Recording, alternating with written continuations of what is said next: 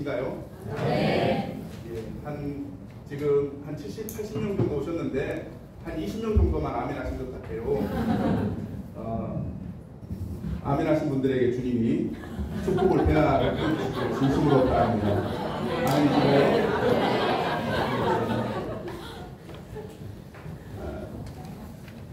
교회 진리에 대해서 교제를 해달라는 소식을 듣고 좀 당황했습니다. 보통 여름 캠프하면 부드럽고 또 재미있고 무겁지 않은 주제를 이렇게 나누고 위로와 행복한 그런 심령을 만드는 그런 캠프가 주를 이루는데 갑자기 교회 진리를 해달라고 그러니까 이 캠프는 도대체 뭐지?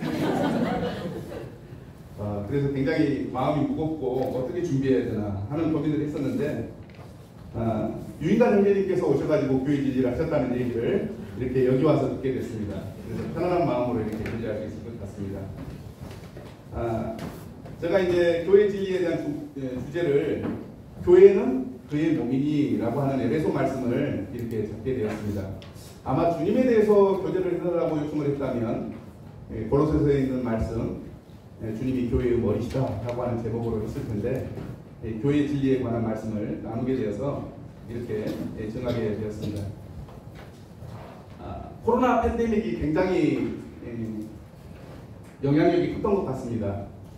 코로나 팬데믹을 지나면서 가나안 성도가 많이 생겼는데 가나안 성도가 어떤 성도인지 아시죠? 가나안을 바꿔서 거꾸로 한번 읽어보세요.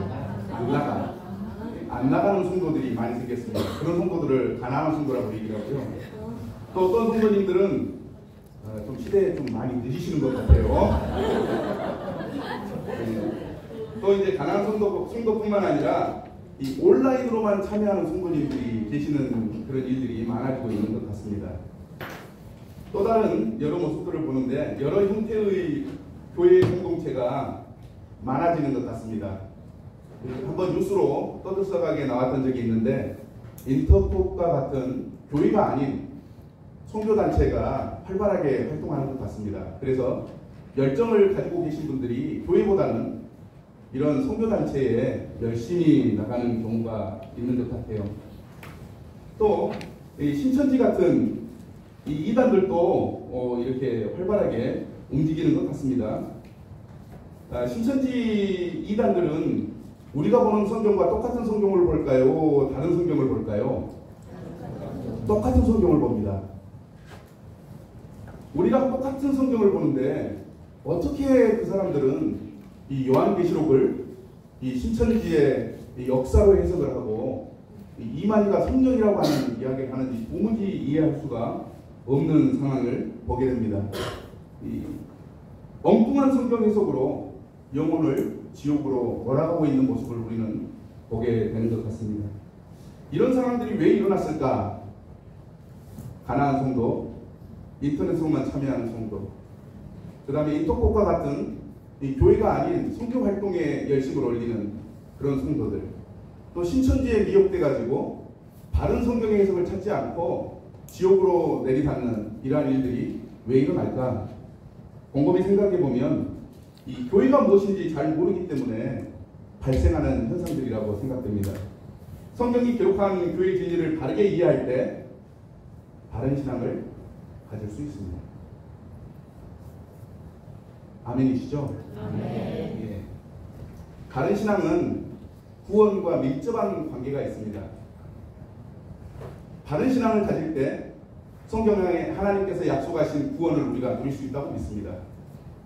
성도님들 다 아시겠습니다만 구원은 세 가지 시제로 성경에 기록되어 있습니다. 우리가 늘 사용하는 용어 중에 하나가 구원받았다. 이게 이제 과거 시제로 적어진 거 아닙니까? 거듭났다, 죄용서함 받았다, 하나님이 나를 의롭다 해주셨다고 하는 이 칭에 관계된 이 과거 시제로 기록된 구원이 있습니다. 그런데 성경을 또 찾아보면 현재 시제로 기록된 구원이 있습니다. 이게 뭐냐면 성화를 이루어 가는 것입니다. 구원을 이루라. 주님이 빌립보서에서 말씀하고 있지 않습니까? 이것은 죄의 용서함이나 하나님의 의롭다 하심을 이루어 가라는 얘기가 아니고 죄의 용서함을 받은 성도가 예수님의 성품을 닮아가도록 성화되어 가는 과정을 이야기하고 있는 것입니다. 마지막으로 구원의 시대가 미래로 기록되어 있는데 베드로서라든지 사도 바울이 죽기 직전에 디모데 후서 같은 데 기록하기를 하나님께서 나를 구원해 주실 것이다. 이게 이제 영화 완전한 몸의 변화로 천국에 들어가는 이것을 이야기하는 것 다 알고 계시죠? 이 교회에 대한 바른 이해를 갖는 것은 구원, 곧 성화를 이루는 삶에 지대한 영향을 미치고요. 또 영화도 관계가 있음을 우리는 생각하게 되는 것이죠. 그래서 이 교회에 대해서 바르게 이해하는 것은 굉장히 중요하다고 봅니다. 이제 질문 하나 드리면서 교제를 시작할까 하는데 한번 고민해 보시기 바랍니다. 교회가 맞습니까? 모임이 맞습니까? 처치가 맞습니까? 어셈블리가 맞습니까? 성도님들 이런 부분에 대해서 고민을 안 해보십니까? 저는 굳이 고민해봐요. 도대체 교회가 맞나? 모임이 맞나? 처치가 맞나? 어셈블리가 맞나? 한번 고민해봤으면 좋겠습니다. 교회의 어원을 좀 찾아보고 싶습니다. 우리가 일반적인 기독교 내에서 사용하고 있는 교회, 처치라고 하는 말은 독일어의 키르케, 독일은 교회를 키르케라고 얘기합니다. 네덜란드에서는 깨르크라고 이야기를 하고요. 마찬가지로 영어권에서 처치, 교회는 이 주님의 것, 주님의 소유, 주님께 속한이라고 하는 헬라어 퀴리아코스에서 나왔습니다. 이 퀴리아코스는 고린도전서 11장 20절과 계시록 1장 10절에 사용된 용어입니다. 주님께 속한, 주님의 것. 그래서 저는 생각할 때 교회도 그렇게 나쁜 용어는 아니구나 하는 생각들을 하게 됩니다. 왜냐하면 성경에 주님에게 속한 날, 주님에게 속한 주의 만찬이라고 하는 용어를 쓸 때 주님께 속한이라고 하는 용어를 이 처치로 번역하고 있기 때문입니다. 또 모임, 어셈블리라고 하는 용어가 있는데요. 이 어셈블리는 불러낸 무리, 모임, 회중이라는 뜻의 헬라어 에클레시아에서 왔습니다. 이 고린도전서 2장 2절 한번 펴보시겠습니다.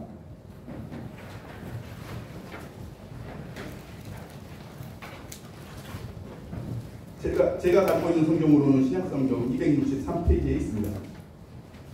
고린도전서 2장 2절 함께 읽어볼까요? 시작. 고린도에 있는 하나님의 교회 곧 그리스도 예수 안에서 거룩하여지고 성도가 부르심을 받은 자들과 또 각처에서 우리의 주 곧 그들과 우리의 주 대신 예수 그리스도의 이름을 부르는 모든 자들에게, 이 말씀에 보면 고린도에 있는 하나님의 교회라고 이 앞쪽에 나와 있지 않습니까? 이 교회가 헬라어로 에클레시아입니다. 이 에클레시아가 우리가 늘 사용하고 있는 어셈블리, 모임, 불러낸 무리라고 하는 용어입니다. 그런데 왜 기독교는 이 어셈블리, 모임, 불러낸 무리라고 하는 용어를 사용하지 않고 처치라고 하는 용어를 사용할까요? 이게 이제 킹 제임스 성경의 영향력입니다. 킹 제임스 성경은 영어를 사용하는 세계에서 이 굉장히 지대한 영향력을 발휘하였습니다. 그리고 문화적으로도 그렇고 정서적으로도 그렇습니다. 문학적으로도 그렇습니다. 킹 제임스 성경이 이 에클레시아를 번역할 때 이 처치로 번역을 한 것입니다. 그래서 이 킹 제임스 성경이 처치로 번역하여 사용하기 때문에 영어권에서 불가피하게 쓰여지고 있는, 그래서 신학자들이 이야기하기를 가장 불행한 번역 중에 하나다 이렇게 이야기를 합니다. 이 자주 사용하다 보니까 이제 바꿀 수 없는 지경에 이른 것이죠. 그래서 기독교에서는 교회를 표현할 때 교회 또는 처치라고 하는 용어를 쓰게 되는 것이죠. 그럴지라도 우리 모임에서는 에클레시아를 잘 번역한 어셈블리, 불러낸 무리들, 모임이라고 하는 용어를 사용하고 있는 것입니다.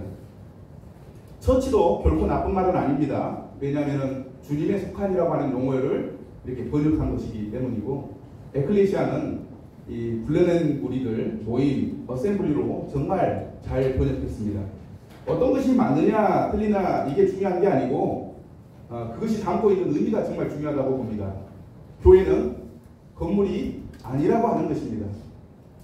처치라고 하는 것은 주님께 속한 사람들, 주님이 소유한 사람들이라고 하는 의미로 이해한다면 굉장히 아름다운 번역이 될 수 있다고 봅니다. 그리고 에클레시아, 어셈블리도 따로 구별하여 불러낸 무리라고 하는 원래의 의미를 생각할 때도 굉장히 좋은 의미인 것이죠. 근데 이 둘 다 교회가 건물을 이야기하는 게 아니고 거듭난 사람들, 구원받은 사람들, 예수님의 피로 죄 용서함 받은 사람들을 지칭하고 있다. 이게 굉장히 중요하다고 생각되어집니다. 이런 교회냐 모임이냐 또 킹제임스 성경의 영향을 받았다라고 하는 그런 자료들은 책을 좀 읽어보시면 쉽게 우리가 정보를 얻을 수 있는데요. 교회와 관련된 그런 책들을 좀 추천한다면 전도출판사에서 발행한 윌리엄 맥도날드 형제님의 그리스도께서 사랑하시는 교회, 또 로날드 로비의 신약교회의 조직, 제임스 건이 내가 내 교회를 세우려니, 알프레드 깁슨의 모임에 대한 성경의 원리, 문용권 형제님의 성경의 구원의 진리와 교회의 진리, 또 두란노에서 나온 찰스 라이리의 평신도 신학 입문 등을 좀 참조하시면 이러한 것들을 알 수 있고 또 쉽게 배울 수 있게 됩니다. 이 교회라고 하는 용어는 킹제임스 성경에서 사용했기 때문에 이제는 불가피하게 바꾸지 못하고 사용하는 용어임을 아시고 이해하시면 좋겠고요. 그럴지라도 우리 모임은 에클레시아를 잘 해석한 어셈블리 또는 불러낸 무리, 모임이라고 하는 용어를 사용하고 있다고 하는 것을 이해하시면 좋겠습니다. 교회의 정체, 교회의 정체는 무엇입니까? 얘기할 수 있는 분 계십니까? 교회가 무엇인가? 정체가 무엇인가? 교회가 어떤 존재인지를 밝히 알아야 하나님이 기대하시는, 그리고 하나님이 기뻐하시는 교회가 될 수 있다고 봅니다. 우리는 조금 전에 찬양을 부르면서 교회라고 하는 찬송을 부르면서 하나님이 기뻐하시는 교회, 또 하나님이 정말 좋아하시는 교회가 되기를 바란다고 하는 이 아름다운 멘트를 이렇게 해주셨습니다. 그런데 교회가 어떤 존재인지, 교회의 정체가 무엇인지 명확하게 할 때 하나님이 기뻐하시는 교회로 우리가 만들어갈 수 있다고 봅니다. 성경은 교회를 어떻게 설명하고 있는지 좀 살펴보기를 원합니다. 고린도후서 11장 20절입니다. 함께 읽어볼까요? 시작. 내가 하나님의 열심으로 너희를 위하여 열심을 내노니 내가 너희를 정결한 손으로 한 남편인 그리스도께 드리려고 중매하노라. 여기 보니까 정결한 처녀로 한 남편인 그리스도께 드리려고 중매한다. 여기에 교회는 어떤 의미를 담고 있을까요?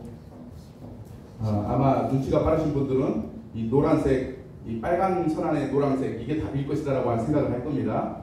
맞습니다. 거기에 보면 정결한 처녀가 나옵니다. 사도 바울이 특별히 복음을 이방인들에게 전했던 사도 바울이 고린도 후서에서 자신의 정체를 밝히고 있습니다.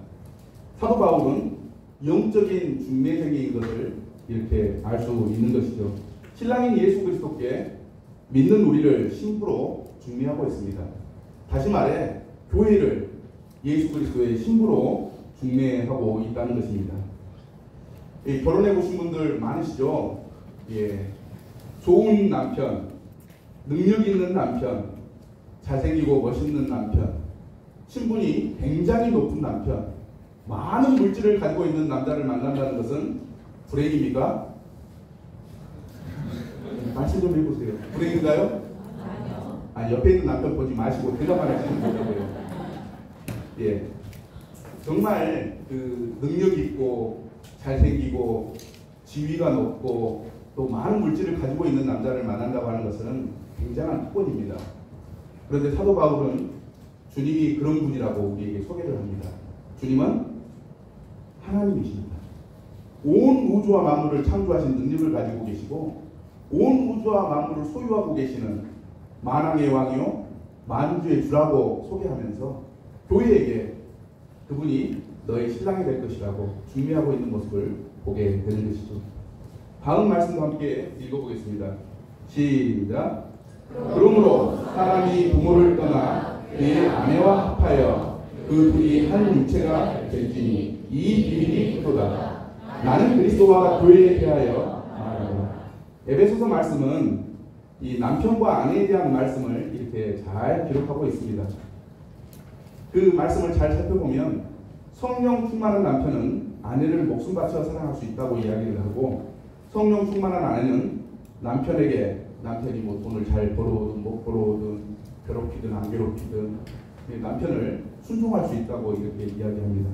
그런데 이 말씀이 이 남편과 아내에 관한 말씀이 아니라 그리스도와 교회에 관한 말씀이라고 정의하고 있습니다. 그렇죠? 나는 그리스도와 교회에 대하여 말하노라, 이렇게 말하고 있는 것입니다. 누가 신부입니까? 여기에서 이 교회가 신부입니다. 누가 신랑인가요? 그리스도가 남편, 곧 신랑이 된다고 이야기하고 있는 것입니다. 마지막으로 한 말씀 더 읽어보겠습니다. 시작. 일곱 대접을 가지고 마지막 일곱 재앙을 담은 일곱 천사 중 하나가 나와서 내게 말하여 이르되, 이리 오라, 내가 신부 곧 어린 양의 아내를 내게 보이리라 하고.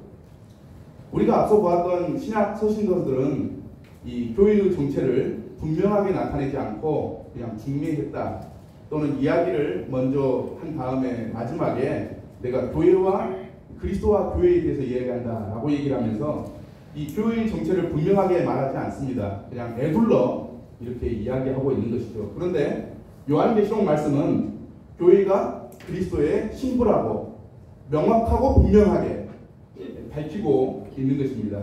그러므로 교회는 그리스도의 신부입니다. 이것이 교회의 정체입니다. 주님께서 믿는 성도들을 공중에 끌어올려 영접하게 하시고 혼인잔치를 하실 때 비로소 교회가 그리스도의 신부라는 것을 정말 놀랍게 또 영광스럽게 경험하게 될 것입니다. 내가 예수님의 신부라는 것이 얼마나 놀라운 은혜인지 그때 아마 우리는 알게 될 것이죠. 그것을 한번 눈을 감고 상상해 보십시오. 얼마나 영광스러울까요? 교회는, 그리고 교회를 이루고 있는 성도들은 예수님의 신부입니다. 그렇습니다. 교회는 그리스도의 신부입니다. 앞에 신부 아름답죠? 예, 몇 분 안 계시네요. 눈이 굉장히 높으신 것 같습니다. 예, 그런데 말입니다. 그런 혹시 궁금증 안 가지십니까? 그 성경을 읽다가 교회가 신부라고 하는 이 말씀을 볼 때 그런 상상이요. 천국에 가면 교회가 그림과 같은 신부의 모습으로 정말 변화될까?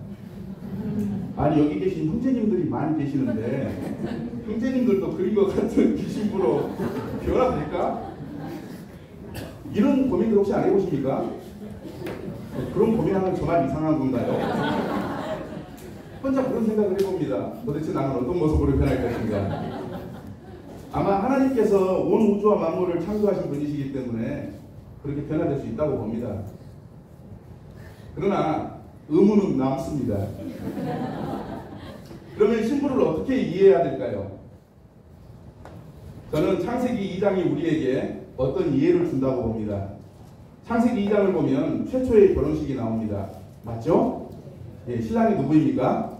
아담. 신부는 하와. 그런데 하나님이 신부를 아담에게 이렇게 만들어 이끌면서 하신 말씀이 있어요. 뭐라고 말씀하셨나요? 돕는 배필을 만들어주겠다. 이 돕는 배필 옆에서 무엇인가를 잘할 수 있도록 도와주고 부족한 부분들을 채워주고 동역해주는 그런 돕는 배필, 영어로는 헬퍼, 이렇게 이야기하고 있는 것을 봅니다. 저는 그래서 창세기 2장의 이 말씀을 보면서 우리가 예수님의 신부가 된다고 하는 것은 예수님께서 말씀하셨던 것처럼 너희가 하나님의 나라에서 왕과 같이 나와 함께 보좌에 앉아서 다스릴 거야. 만왕의 왕 바로 옆에서 돕는 배필, 그 역할을 하게 되는 것이구나 하는 이해를 갖게 되는 것 같습니다. 성도님들은 어떠신가요? 아멘이 되십니까? 예, 형제님들 걱정하지 마십시오. 앞에 보이는 여자처럼 확 변하지는 않고 우리가 이 천사와 같은 모습으로 주님 옆에서 하나님의 나라를 통치하는 일에 동역자로서 돕는 배필로서 그 자리에 앉게 될 것입니다. 그래서 성경은 교회는 신부다라고 하는 은유법을 사용한 것 아닌가 하는 생각들을 해보게 되는 것입니다.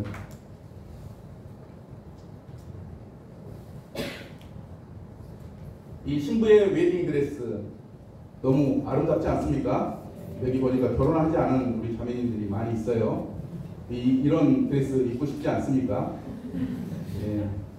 정말 드레스를 입으면 이 천사 같아요. 제가 이제 결혼할 때 아내와 함께 예식장을 이렇게 예약하고 이 드레스 샵에 가가지고 드레스 이제 가장 아름다운 걸 맞춰 입으려고 한 10벌 정도 갈아입습니다. 굉장히 피곤하고 힘든 일인데 정말 딱 맞는 그 하얀색 드레스를 입고 나와서 이 아내가 저에게 나 예뻐? 할 때 말로 표현할 수 없는 그 아름다움.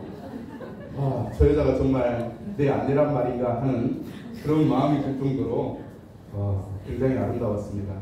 뭐 여기 계신 형제님도 그런 경험을 해보신 적이 있습니까?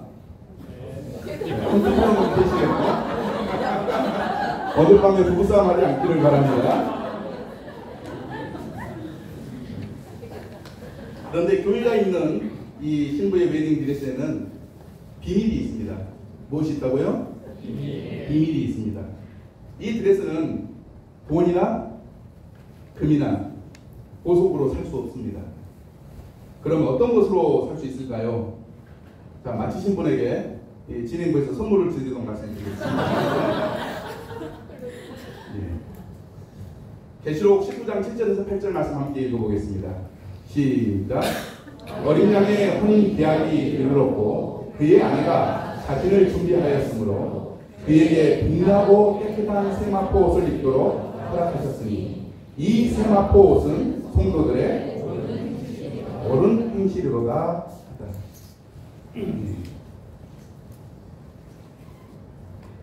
이 신부의 드레스는 돈이나 금이나 보석으로 살 수 없습니다.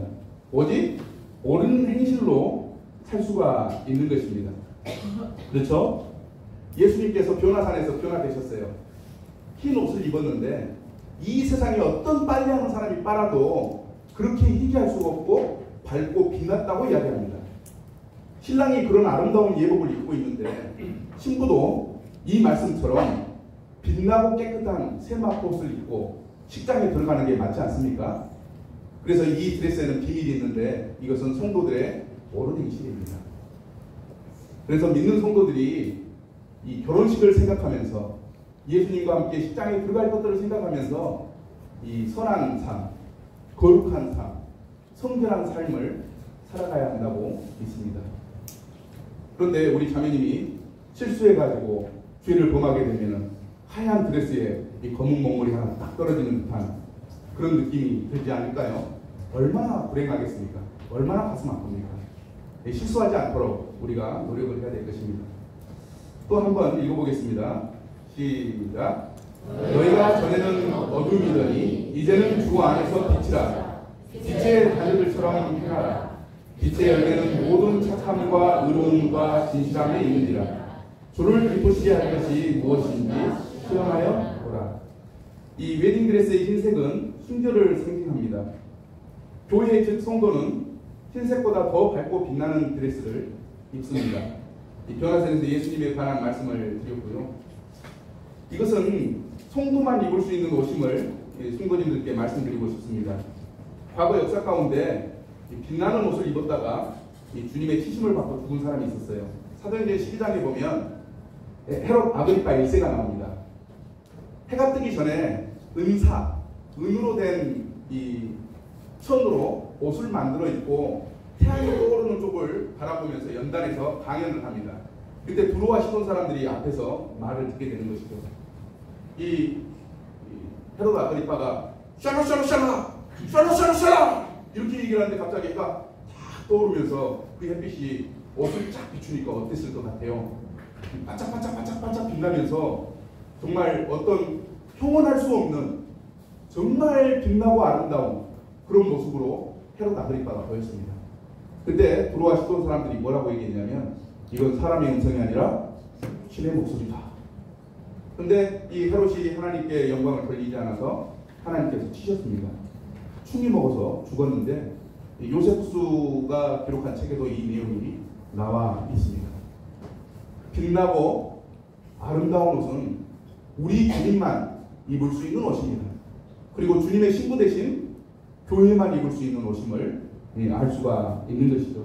사랑하는 성도님들, 주님 앞에서 옳은 행실로 그리고 모든 착함과 의로움과 진실함으로 행하심으로써 이 신부로서의 정절 그리고 순결 그리고 주님 앞에 설 것들을 기대하시면서 사셨으면 좋겠습니다.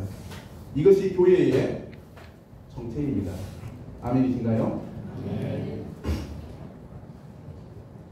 신랑과 신부는 서로 아끼고 사랑합니다. 신랑과 신부는 어떤 관계를 갖습니까? 명령을 내리고 충성하는 관계입니까? 계약을 사인하고 노동하는 관계입니까? 성도님들 중에 어떤 분들은 그렇게 이해하시는 분들이 계세요. 주님과 내 관계가, 주님과 교회의 관계가 명령하고 충성해야 되는, 내가 죽도록 충성하라고 하는 말씀을 이렇게 얘기를 하면서 이야기하시는 분들이 계시는 것 같아요. 또 계약에 사인하고 노동하는 관계로 이해하는 사람들도 있습니다. 유대인들이 대체적으로 그렇죠. 하나님과 계약을 맺었고 그 계약을 완전히 이루어야만 하나님 앞에 의로운 사람이 된다고 하는 생각을 갖습니다. 그런데 아무리 성경을 읽어봐도 결코 이런 관계가 아닙니다. 신랑과 신부의 관계는 희생적인 사랑과 너무 멋있어서 자발적으로 순종하는 관계입니다. 그래서 성경은 사랑에 대한 말씀을 굉장히 많이 기록하고 있는 것 같아요. 그죠? 성경에서 사랑을 기록하고 있는 가장 유명한 성경책이 있습니다. 어떤 책 몇 장입니까? 예, 말씀 정확하게 하시는 분들에게 진행부에서 상품을 드리도록 예, 고린도전서 13장 이 사랑장이 나옵니다. 그런데 여기에서만 나오는 것이 아닙니다. 이 베드로전서 1장 22절에 보면 마음으로 뜨겁게 사랑하라. 무엇보다도 뜨겁게 서로 사랑할지니 라고 4장 8절에도 이야기합니다. 요한 1서에서 보면 하나님은 사랑이시라. 우리가 말과 혀로만 사랑하지 말고 오직 행함과 진실함으로 하자. 형제를 위하여 목숨을 버리는 것이 마땅하다. 야고보서에서는 형제가 굶고 헐벗고 있는데 평안하냐 배부르냐 이렇게 말하는 게 맞냐? 결코 맞지 않다. 행함이 없는 믿음은 죽은 것이다 라고 얘기했는데 여기에 저는 한 가지 붙이고 싶어요. 사랑을 행하지 않는 믿음은 죽은 믿음이다. 이렇게 이해해야 된다고 저는 봅니다. 그런 의미에서 우리가 고린도전서 13장을 한번 읽어보는 것도 좋겠습니다. 주님과 교회의 관계, 신랑과 신부의 관계는 깊은 사랑의 관계입니다. 그래서 사랑을 아는 것은 굉장히 중요하다고 봅니다. 고린도전서 13장 함께 펴보실까요? 고린도전서 13장 4절부터 7절까지 함께 읽어보겠습니다. 제가 가지고 있는 성경으로는 신약성경 279페이지에 있습니다. 13장 4절부터 함께 읽어보겠습니다. 시작. 사랑은 오래 참고 사랑은 온유하며 시기하지 아니하며 다시요 다시 우리가 사랑을 이야기하기 때문에 달콤한 목소리로 그리고 설레는 마음으로 읽었으면 좋겠어요. 13장 4절 시작. 사랑은 오래 참고 사랑은 온유하며 시기하지 아니하며 사랑은 자랑하지 아니하며 교만하지 아니하며 무례히 행하지 아니하며 자기의 유익을 구하지 아니하며 성내지 아니하며 악한 것을 생각하지 아니하며 불의를 기뻐하지 아니하며 진리와 함께 기뻐하고 모든 것을 참으며 모든 것을 믿으며 모든 것을 바라며 모든 것을 견디며. 예, 우리 주님과 교회의 관계가 이와 같아야 된다고 봅니다.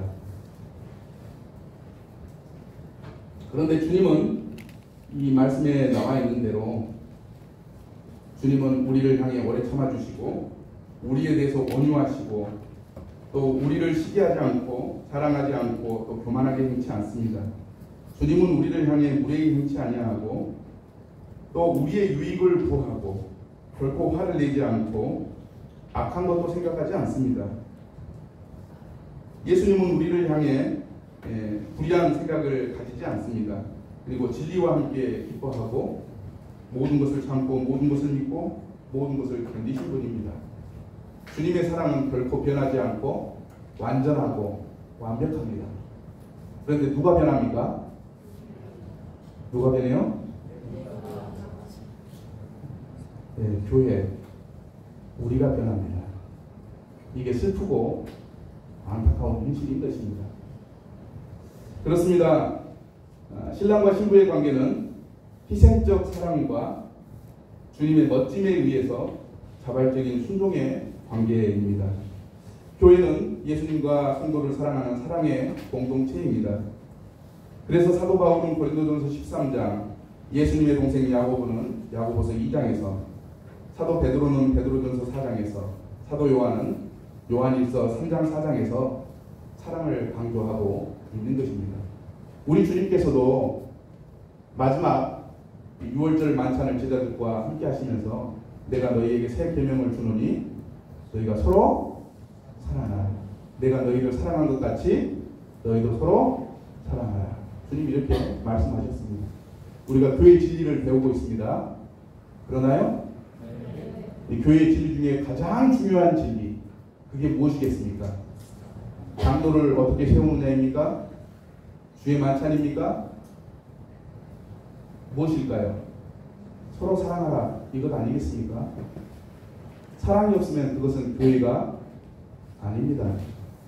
아무리 장로를 잘 세우고 집사를 잘 세우고 성도들이 은사를 따라 행하고 성도들이 많아져서 교회가 커지고 능력 있는 말씀이 전해져도 사랑이 없으면 그건 교회가 아닙니다.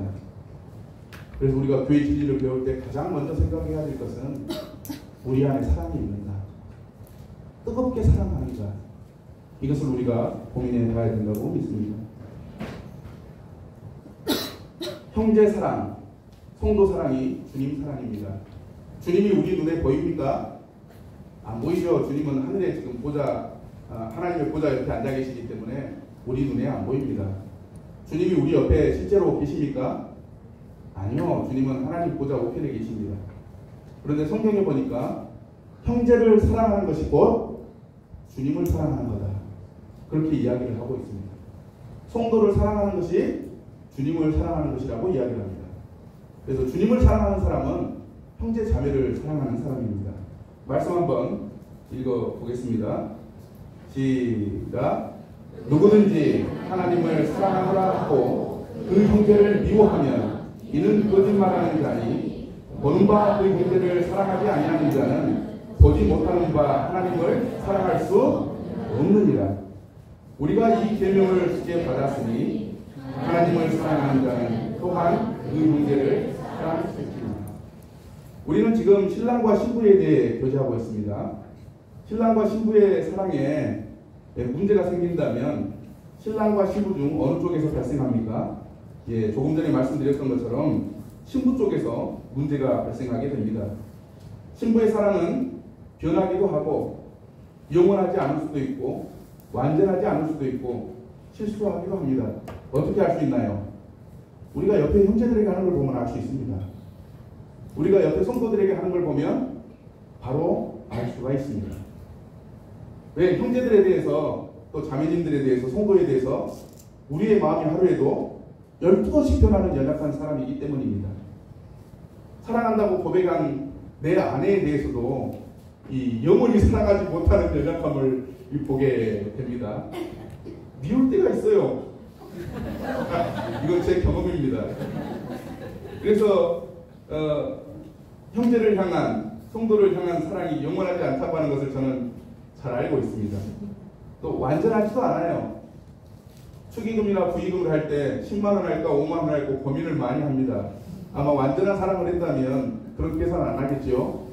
그런데 제가 그런 사람인 것을 종종 발견합니다.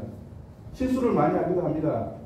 사랑한다고 이렇게 하는데 그게 도리어 사랑을 받는 사람 입장에서는 상처가 되고 아픔이 되는 경우도 있더라고요. 그런 실수를 하게 되는 것입니다. 신랑과 신부 사이에 사랑의 문제가 발생한다면 신부인 교회에 문제가 발생합니다. 그래서 주님은 교회를 향해서 첫사랑을 가렸다 책망하시고 처음 행위를 가지라고 요한계시록 2장 4절에서 5절 말씀에 우리에게 권면하고 계시는 것을 봅니다. 그런데 여기서 우리가 하나 더 고민해 봐야 될 게 있다고 봅니다. 실수하고 완전하지 않고 영원하지 않고 변하는 사랑은 문제가 있는 사랑이긴 합니다만 사랑은 사랑이에요. 그죠? 농도의 차이입니다. 90%의 사랑인지 20%의 사랑인지 농도의 차이입니다. 그런데 사랑하지 않고 미워한다는 것은 다른 차원의 문제라고 봅니다. 요한일서 4장 20절과 21절 말씀이 그것을 이야기하지 않습니까? 또 요한일서 3장 10절과 14절을 읽어보겠습니다. 한번 찾아볼까요? 요한일서 3장 10절.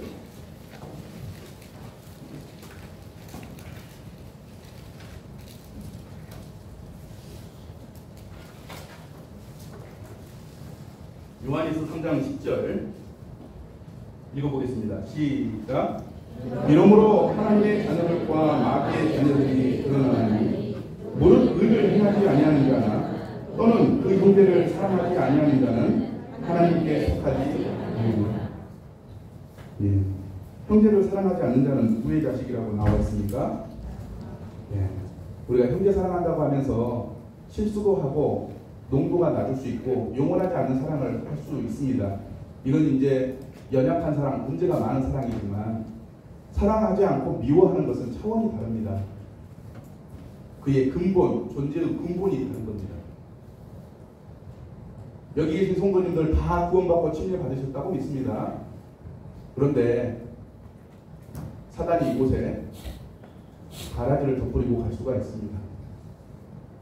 형제를 미워하고 형제를 사랑하지 않는 사람은 마귀의 자식이라고 이야기하고 있기 때문에 성도 사이에 섞여 있는 영생이 없는 마귀의 자식 성도님들 속지 마시기 바랍니다. 그 행위로 그 열매로 그들을 알 수 있다고 성경은 이야기하지 않습니까? 그래서 명확하게 그렇게 이해하시면 좋겠다 생각됩니다. 14절 15절도 함께 읽어보겠습니다. 14절 15절 읽겠습니다. 시작. 우리는 형제를 사랑함으로 사망에서 옮겨 생명으로 들어간 줄을 알거니와 사랑하지 아니하는 자는 사망에 머물러 있느니라. 그 형제를 미워하는 자마다 살인하는 자니 살인하는 자마다 영생이 속에 거하지 아니하는 것을 너희가 아는가. 이 사랑의 사도 요한이 요한일서를 쓰면서 사랑에 대해서 이렇게 강력하게 이야기하면서도 여러 가지 사랑을 얘기해 줬어요. 완전하신 하나님의 사랑에 대해서 이야기를 하고 또 형제 사랑에 대해서 연약함이 있고 또 완전하지 못한 것도 이야기하지만 그 가운데 형제를 사랑하지 않는 마귀의 자식, 영생이 없는 그런 사람들도 있다고 하는 것을 우리에게 얘기해 주셨기 때문에 고민하셔야 된다고 봅니다. 또 바른 분별을 가지셔야 된다고 봅니다. 정상적인 교회는 형제를 사랑하고 성도를 사랑합니다. 농도의 차이예요. 더 사랑하느냐 덜 사랑하느냐. 교회의 형제 사랑과 성도 사랑에 문제가 있을 때는 주님께서 경고하시고 실제로 교회 가운데 주님이 역사하시고 또 말씀하십니다.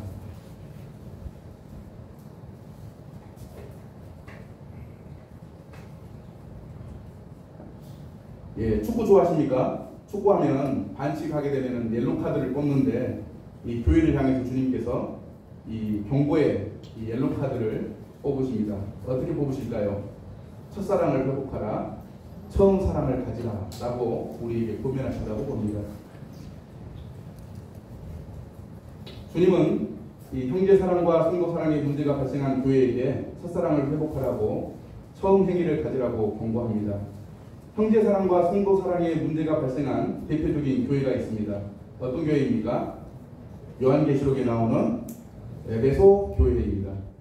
에베소 교회에 관한 내용을 살펴보면서 형제를 사랑하고 성도를 사랑하는 우리 빛골 성목교회가 되기를 소망하고 우리 교회 성도님들이 더 형제님을 사랑하고 더 성도를 사랑하는 그런 교회가 되기를 진심으로 소망합니다. 아멘이신가요? 아멘. 예. 처음보다는 많이 아멘해 주셔서 감사해요. 호흡이 좋아지고 있습니다. 제가 아멘 아멘 하니까 저 형제님은 좀 교파물이 들었나 그런 생각이 들지 않습니까?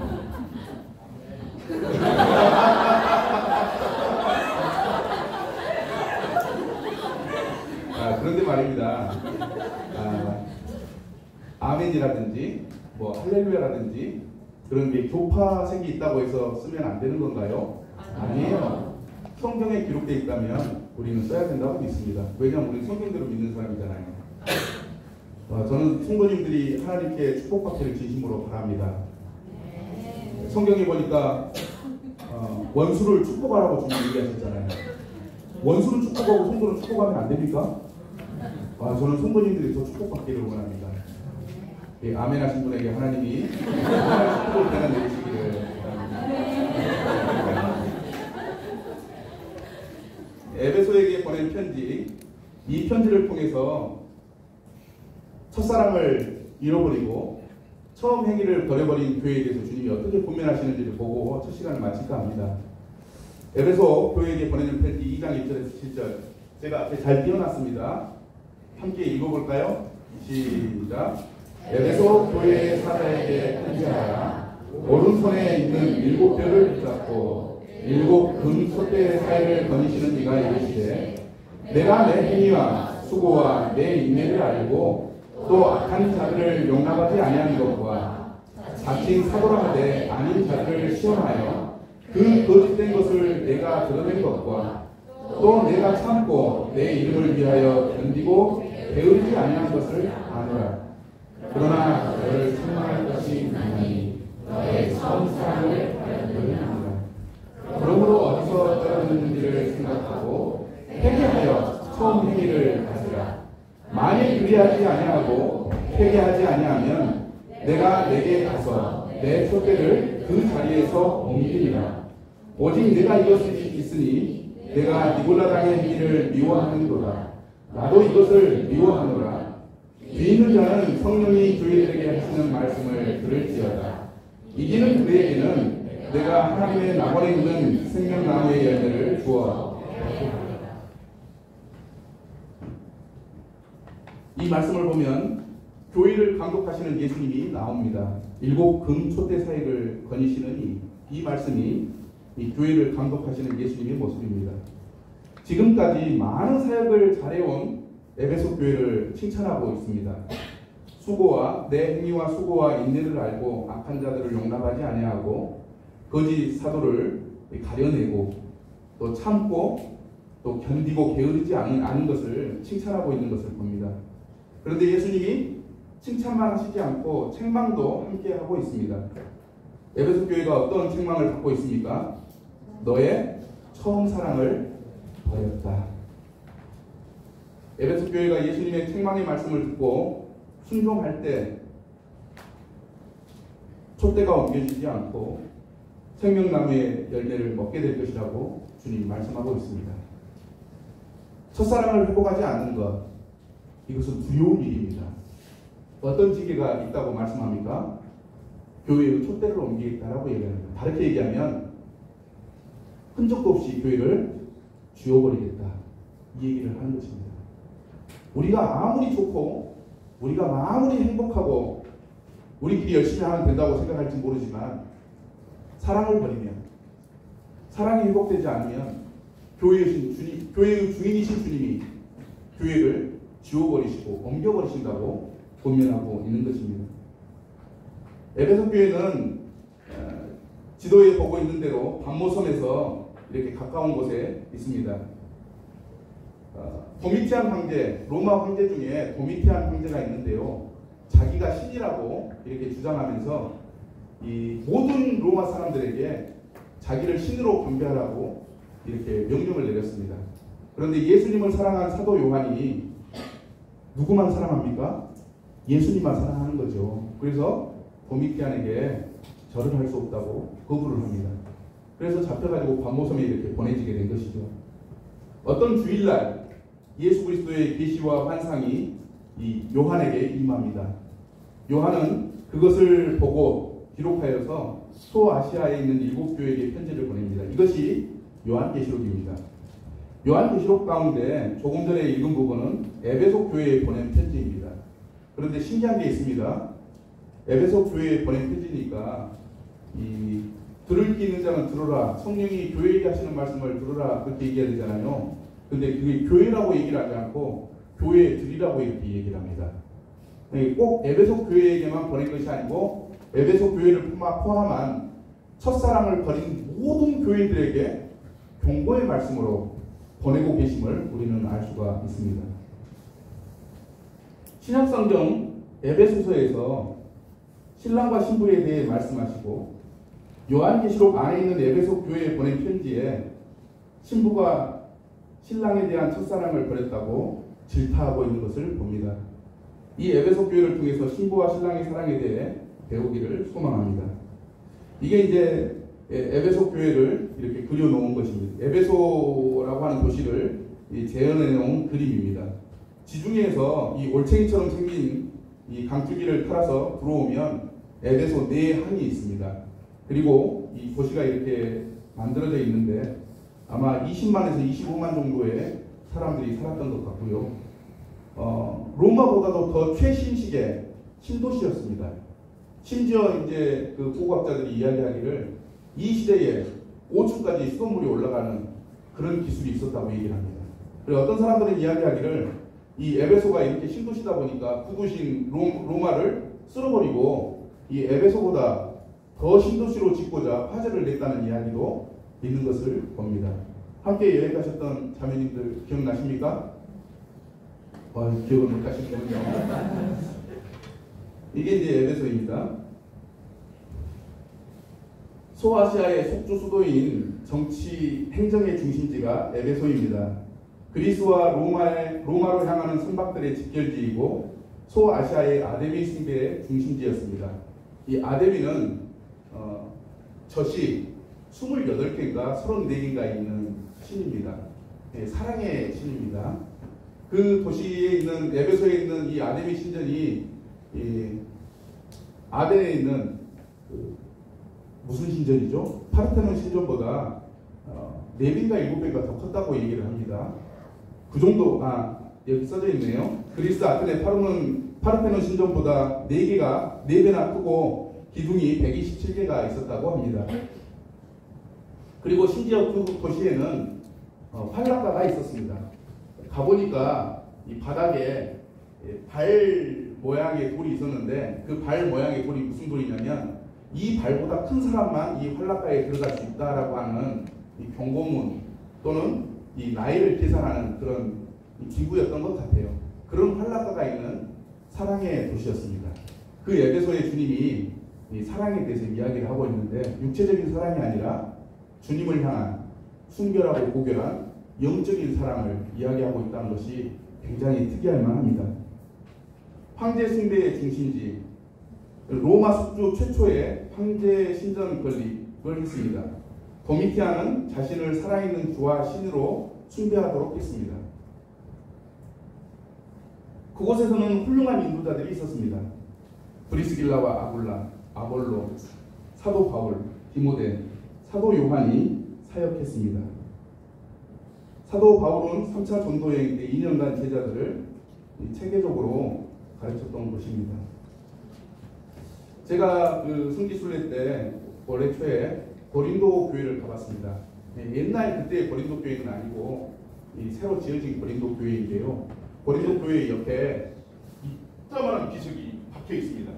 그 비석에 뭐가 있냐면 고린도 교회가 세워질 때 목회했던 사람부터 2024년 1월달까지 사역하는 모든 목회자의 이름이 기록되어 있습니다. 제1대가 누구인지 아십니까? 딱 봤더니요, 아포스톨로스 바울로스라고 딱 써져 있더라고요. 고린도 교회 제1대 목회자는 사도 바울이었습니다. 자, 2대 딱 봤더니 아폴로라고 써졌더라고요. 누구일까요? 아볼로입니다. 3대는 뭐라고 써졌냐면 실로안, 사도 바울의 전도 동역자였던 신라의 이름이 적어져 있습니다. 네 번째는 고린도전서에 기록된 소스데네라고 하는 이름이 적어져 있었어요. 저는 이걸 보면서 이 고린도 교회 성도들은 대단한 역사를 가지고 있고 자부심이 대단하겠다 하는 생각을 좀 가졌습니다. 그런데 오늘 배우는 에베소 교회는 더 대단한 교회입니다. 사도 바울이 복음을 전해서 교회가 세워졌습니다. 브리스길라와 아굴라가 그곳에서 사역을 했습니다. 3차 전도여행을 사도 바울이 올 때까지. 그곳에서 아볼로를 만나서 아볼로와 함께 주님을 섬겼습니다. 3차 전도여행 때는 사도 바울이 그곳에서 3년 동안 사역하면서 2년은 두란노 소원에서 제자들을 가르쳐서 이 리쿠스 계곡의 7교회를 세우는데 큰 역할을 했습니다. 그 다음에 사도 바울이 이 감옥에 갇혀서 순교하게 되잖아요. 디모데전서에 보면 뭐라고 나오냐면, 디모데야, 내가 너를 에베소에 둔 이유는 라고 이야기합니다. 그 다음에 디모데가 에베소에서 사역했습니다. 디모데도 전승에 따르면 이 황제 숭배를 이렇게 로마에서 강요하니까 나는 하나님만을 섬기지 황제를 숭배하지 않습니다. 이래가지고 아마 순교 당하는 것 같아요. 순교 직전에 이 디모데가 사도 요한에게 편지를 보냅니다. 사도님, 에베소에 와서 이곳 사람들을 돌봐주세요. 그래서 사도 요한이 예수의 모친 마리아를 데리고 에베소로 옵니다. 그리고 디모데는 순교합니다. 그리고 사도 요한이 그곳에서 이 에베소 교회와 리쿠스 계곡의 7교회를 돌아가면서 계속 섬겼던 그런 위대한 교회가 에베소 교회입니다. 놀랍지 않습니까? 보통 이 정도 얘기할 때 와 이렇게 얘기를 하는데 뭐 미리 다 알고 계셔서 그럴지도 모르겠습니다. 정말 대단한 교회예요. 훌륭한 인도자들이 있는 교회입니다. 7교회 중에서 가장 오래된 교회입니다. 6교회의 어머니 교회이고요. 이곳과 관련된 성경은 요한복음, 그곳에 가면 요한복음을 쓴 장소가 있습니다. 요한 1서, 2서, 3서를 쓴 장소가 그곳에 있습니다. 사도행전에 누가는 이 누가인교가 거기에 있더라고요. 그 다음에 에베소, 디모데 전후서, 요한서신, 요한계시록과 관련된 교회가 에베소 교회입니다. 그 어떤 교회보다도 성경과 밀접한 관계를 가지고 있는 교회가 에베소 교회입니다. 창세기의 유사성도 나옵니다. 7 금 촛대 사이를 거니시는 이는 공산을 거니시는 여호와 하나님과 유사합니다. 그리고 하나님의 낙원에 있는 생명나무의 열매는 이것은 이제 요한계시록에 있는 말씀이네요. 생명나무의 열매와 짝을 이루는 그런 에베소가 대단한 곳임을 알 수가 있습니다.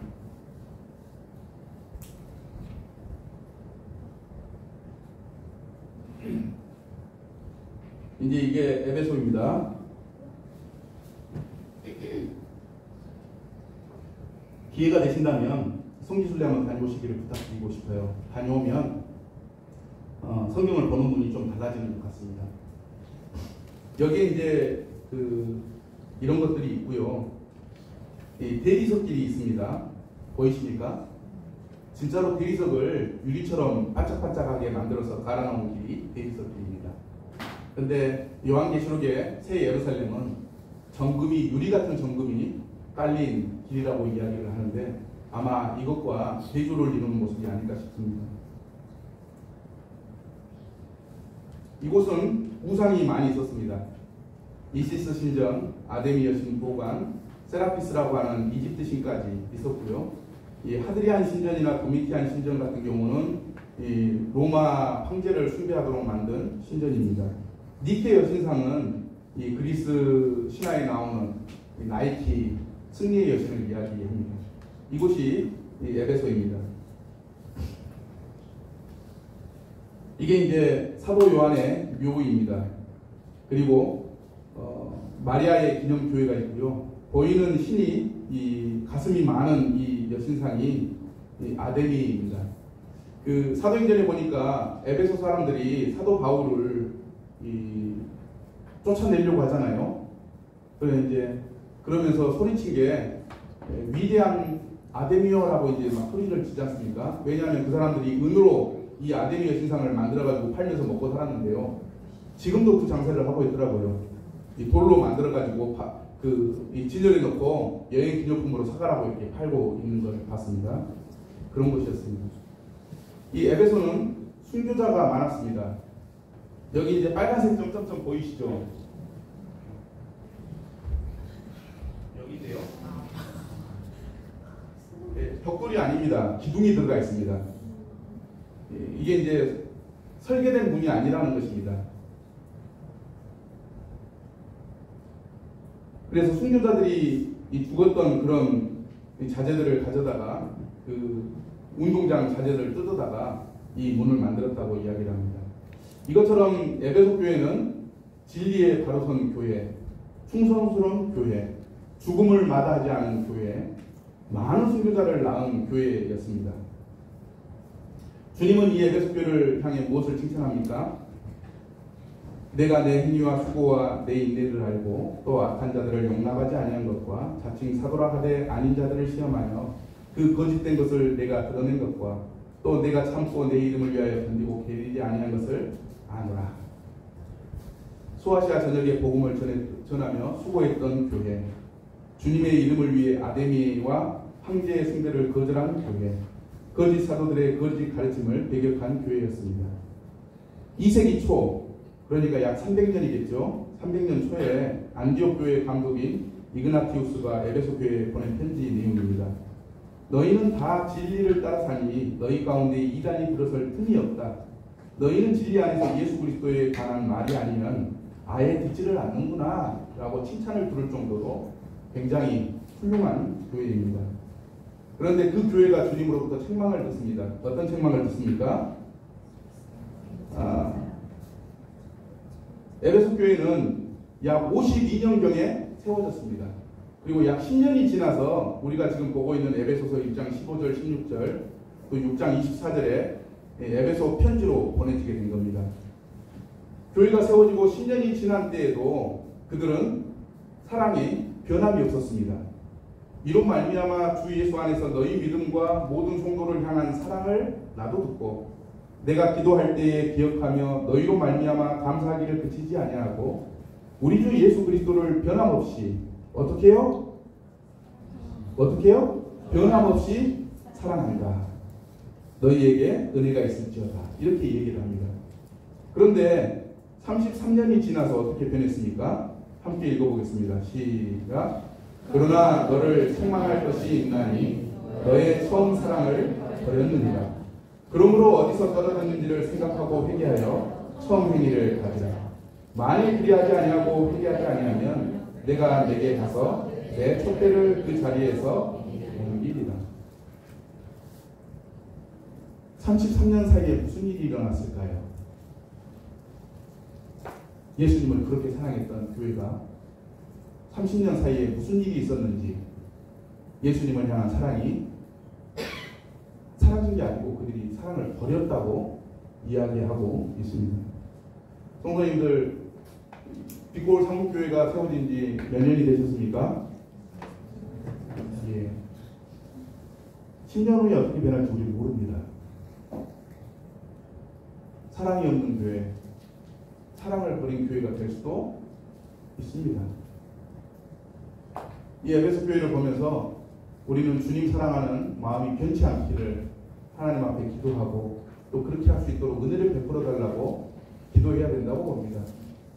여기 모치님들도 계시는 것 같은데 모치님들이 교회의 용사입니다.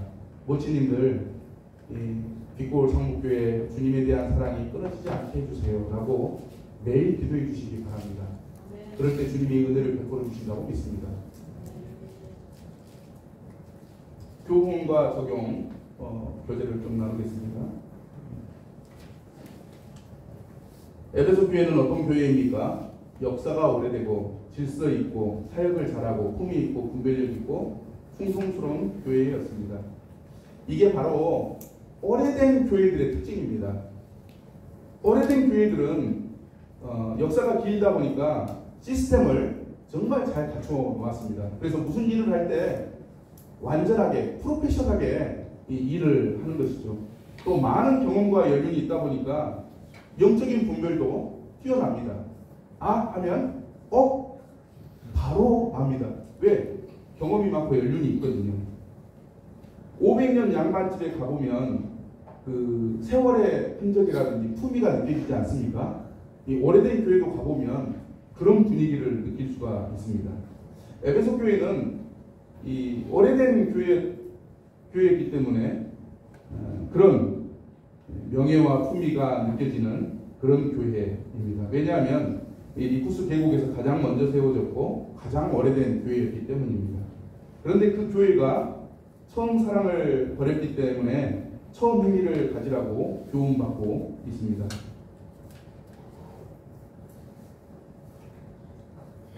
성도님들께 한번 여쭤보고 싶습니다.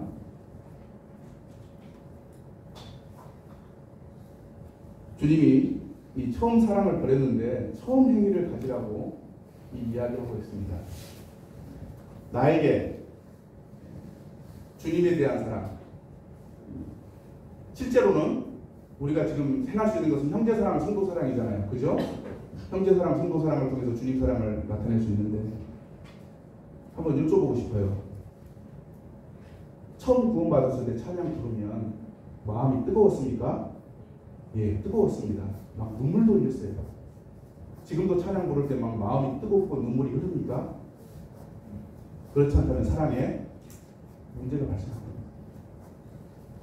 교회 올 때는 너무나도 기뻐서 막 뛰어가고 막 설레고 마음이 막 핑크핑크해지십니까? 저는 구원 받았을 때 교회 가는 게 너무 좋았어요. 멀어도 그 먼 거리가 멀게 느껴지지 않고 빨리 가고 싶어서 뛰어가고 지치지를 않았습니다. 그런데 지금은 교회 갈 때 이렇게 펄쩍펄쩍 뛰지 않습니다. 핑크핑크한 마음도 없어요. 내가 달라졌다는 것입니다. 성도님들 한번 돌아보십시오. 지난주일 교회 갈 때 너무 가고 싶어서 가는 게 너무 좋아서 막 흥분되고 떨리고 얼굴이 막 빨갛게 불들이고 그러셨습니까? 그러지 않았다면 사랑에 문제가 있는 것입니다. 말씀을 볼 때나 봉사할 때 심장이 거동치십니까? 사랑하는 사람을 만날 때 막 심장이 막 벌렁벌렁합니다. 진짜 뭐 어떤 노래처럼 만나기 100m 전부터 막 심장이 벌렁벌렁하고 얼굴이 빨개지고 어떻게 말해야 될까 고민하게 되고 그러면서도 설레고 기분이 좋은. 그런데 하나님의 말씀, 하나님께서 직접 우리에게 목소리를 들려주시는 그 음성을 들을 때 막 심장이 벌렁벌렁하고 얼굴이 빨개지고 너무 좋아서 어쩔 줄 모르는 그런 상태입니까? 아니면 말씀을 볼 때 너무나도 힘들고 그래서 그냥 덮어버리는 그런 삶을 살고 있습니까? 그것을 만약 그렇다면 사랑의 문제가 발생이 된 겁니다. 자매님들의 찬유리 아시죠? 처음 구원받고 애찬할 때 어떠셨어요? 너무 행복하고 좋지 않았습니까? 근데 지금은 어떠세요? 이 더운 날에 불요리 막 하고 설거지 하면은 땀이 막 주룩주룩 흐르는데 기분 좋으시고 행복하십니까? 처음 애찬을 할 때는 누군가가 어떤 성도님이 이 요리를 먹을 때 얼마나 행복할까 그러면서 요리하지 않았습니까? 그런데 지금 그렇게 요리하지 않는다면 불과 몇 년이 아니지만 사랑의 문제가 발생하고 있는 것입니다. 가슴이 벅차오르지 않고 설레지 않고 심장이 거동치지 않고 즐겁지도 않고 행복하지 않다면 저와 여러분은 처음 사랑을 버린 에베소 교회입니다. 아닙니까? 주님이 우리에게 교회의 진리를 주셨어요. 서로 사랑하라. 내가 너희를 사랑한 것 같이 너희도 서로 사랑하라고 우리에게 말씀하십니다.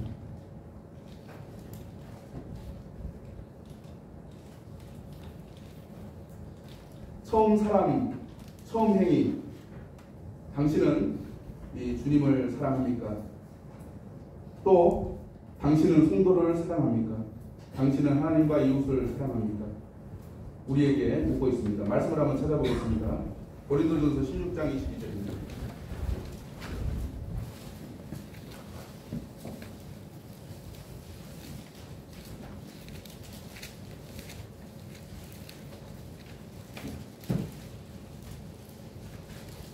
고린도전서 16장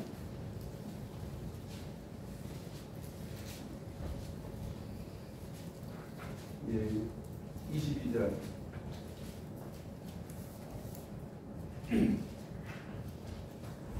다 찾으셨으면 함께 읽어보겠습니다. 시작. 만일 누구든지 저를 사랑하지 아니하면 저주를 받을지어다. 우리 주여 주옵소서. 사도 바울이 고린도 교회에 보내면서 주님을 사랑하지 않는 자는 저주를 받을지어다 라고 말씀하고 있습니다. 요한복음 13장 35절도 읽어보겠습니다. 요한복음 13장 35절. 제가 가지고 있는 성경으로는 신약성경 171페이지입니다.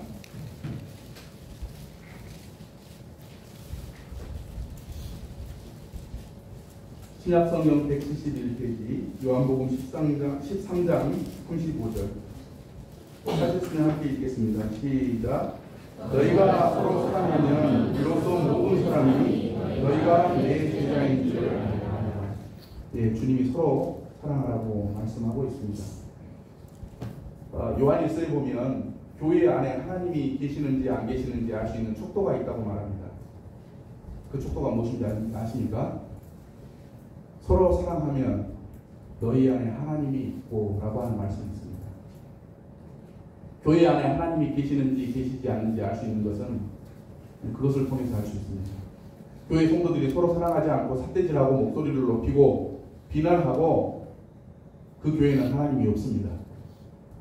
그런데 서로 아끼고 위해주고 사랑할 때 그 교회에 하나님이 계십니다. 이웃에 관한 사랑을 보겠습니다. 마태복음 22장 37절입니다. 제가 가지고 있는 성경으로는 신약성경 38페이지에 있습니다. 22장 37절 39절까지 읽겠습니다. 시작. 예수께서 이르시되 내 마음을 다하고 목숨을 다하고 뜻을 다하여 주 너희 하나님을 사랑하라 하셨으니 이것이 크고 첫째 되는 계명이요 둘째로 그와 같으니 내 이웃을 내 자신과 같이 사랑하라 하셨으니 이 두 계명이 온 율법과 선지자의 강령이니라.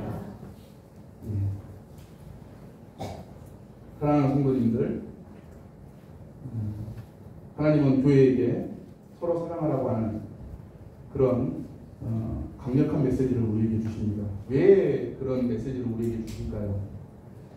교회는 그리스도의 신부이기 때문입니다. 신랑과 신부는 서로 아끼고 사랑합니다. 우리가 주님을 아끼고 사랑해야 합니다. 신랑 그리스도와 신부 교회는 희생적인 사랑과 자발적인 순종의 관계입니다. 참 교회는 사랑의 공동체입니다.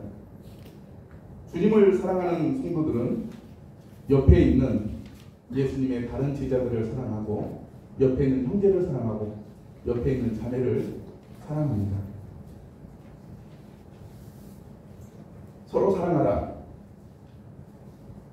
이 말씀이 교회의 진리의 핵심이라고 저는 믿습니다. 성도님들은 어떻게 생각하십니까? 예, 성도님들도 그렇게 생각하신다고 믿습니다. 교회의 진리를 지켜가는 교회가 되시기를 바라고 이번 여름 캠프를 통해서도 서로 사랑하는, 그래서 우리 가운데 하나님의 계심이 나타나는 그런 캠프가 되시기를 진심으로 바랍니다. 하나님께서 섬기고 있지만 이번 캠프에 초청해 주셔서 하나 되게 해주셨는데 저도 성도님들을 사랑하고 성도님들께서도 저를 사랑하는 그런 또 캠프가 되기를 진심으로 소망합니다. 예, 시간이 됐는데 끝까지 경청해 주셔서 진심으로 감사드립니다. 내일 준비한 말씀을 또 함께 나누도록 하겠습니다. 감사합니다.